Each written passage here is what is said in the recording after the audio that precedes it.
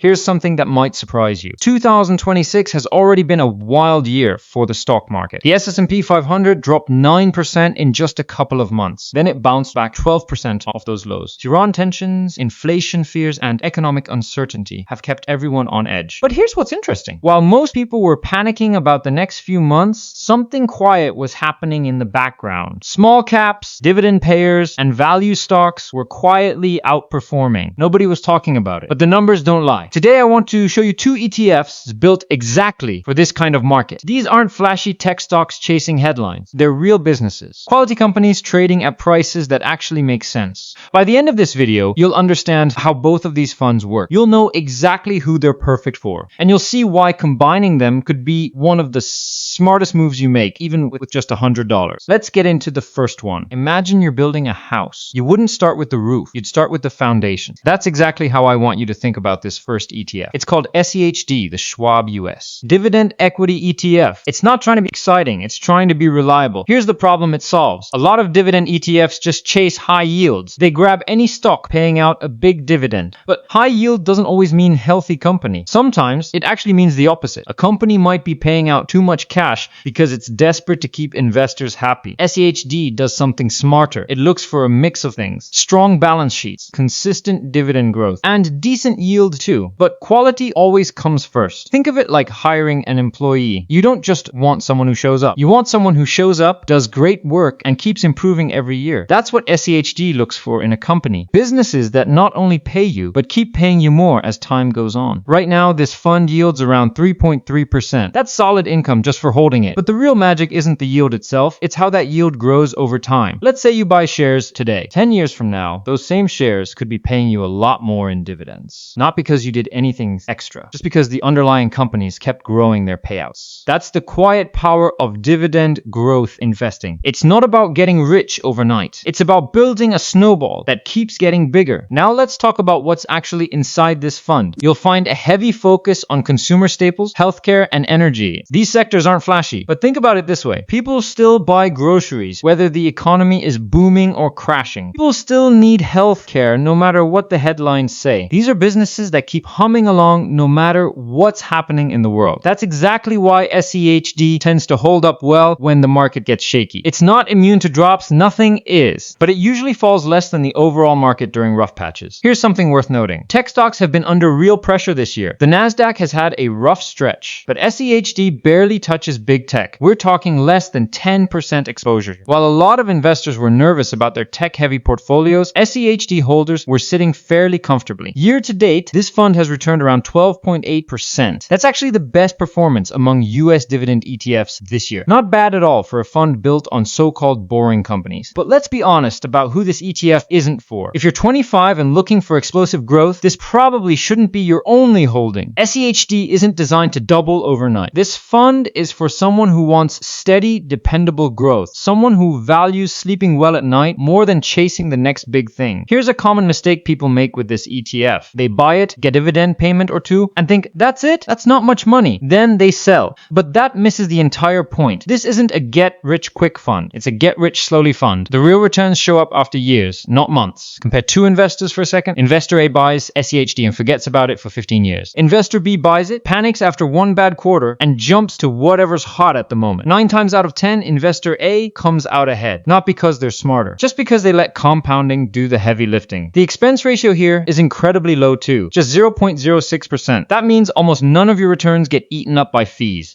Over decades, that small difference adds up to real money. So if you want a core holding, something to build the rest of your portfolio around, SEHD makes a lot of sense. But a house needs more than a strong foundation. It needs some growth potential too. And that's where things get interesting. Let's talk about a completely different kind of opportunity. Imagine walking into a store and spotting a great product on the clearance rack. Not because it's bad, just because nobody's paying attention to it right now. That's basically what's happening with small cap value stocks. For most of the last decade, big tech has stolen all the attention. Meanwhile, smaller companies with solid fundamentals have been sitting there, undervalued, overlooked, waiting. This is where our second ETF comes in. It's called AVUV, the Avantis US, small cap value ETF. Here's where a lot of people get confused about small cap value investing. They think cheap automatically means good deal, but that's not always true. Sometimes stocks are cheap because they deserve to be cheap. The company might be struggling struggling. Revenue could be declining. Debt could be piling up. Buying stocks just because they look cheap can actually be a trap. This is exactly the problem AVUV solves. Instead of grabbing anything that looks like a bargain, it filters for quality within that undervalued group. It looks for small companies that are cheap but also have strong profitability, solid cash flow, real revenue growth. Think of it as bargain hunting with standards. You're not grabbing anything off the clearance rack. You're looking for the good stuff that just happens to be marked down. This distinction matters a lot. Plenty of small cap value funds just track an index blindly. They don't separate healthy discounted companies from companies that are cheap because they're falling apart. AVUV does that filtering for you. Let's look at what's actually inside this fund. You'll see a lot of financials, energy companies,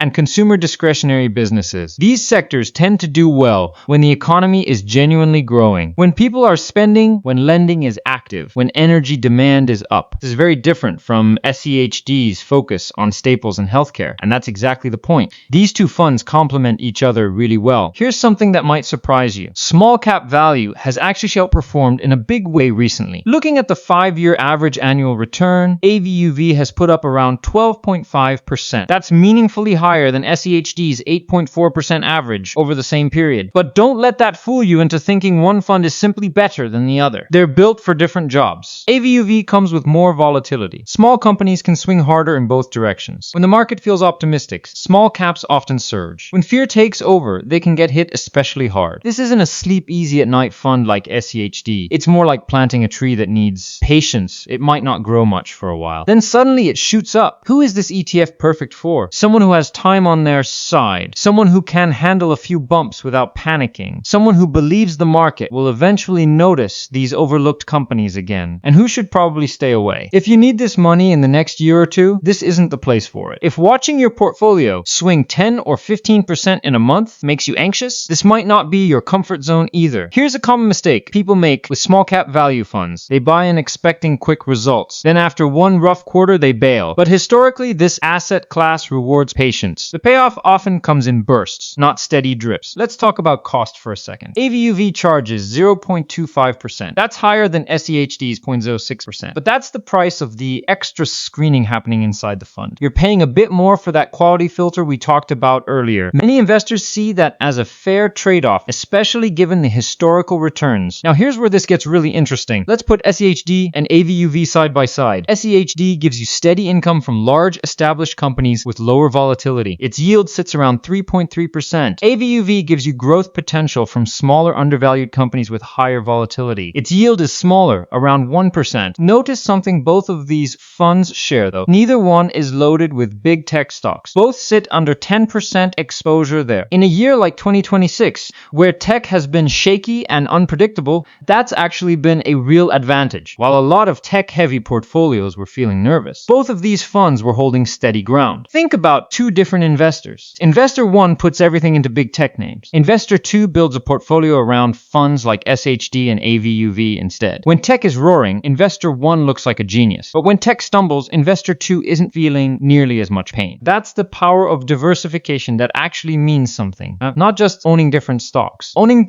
different types of companies that respond differently to the same economic conditions. So how might these two funds actually work together in real life? Let's say you're just getting started with investing. You've got $100 to put to work. You could split that between these two funds. Use SEHD as your steady income generating core. Use AVUV as your higher growth, higher risk complement. Over time, as the market cycles through different phases, these funds tend to take turns leading. When large, stable companies are in favor, SEHD often shines. When the market starts rewarding undervalued, smaller companies, AVUV tends to have its moment. Having both means you're not betting everything on one type of environment lasting forever. Markets change, leadership rotates. What worked spectacularly for the last decade doesn't always work for the next one. That's exactly why quality and value together create such a powerful combination. You're covering multiple bases at once. Income and growth, stability and opportunity, large companies and small ones. Here's the biggest lesson I want you to walk away with today. You don't need to chase the next hot stock to build real wealth. Sometimes the most powerful strategy is choosing quality companies, whether they're paying you steady dividends or trading at a discount, and simply giving them time to work. $100 isn't a huge amount of money, but it's enough to start. And starting is honestly the hardest part for most people. If this video helped you understand these two funds a little better, do me a favor and hit that subscribe button. I break down ETFs and investing strategies like this every week. Drop a comment letting me know which one of these two you'd start with first. I read every single comment. Thanks for watching, and I'll see you in the next one.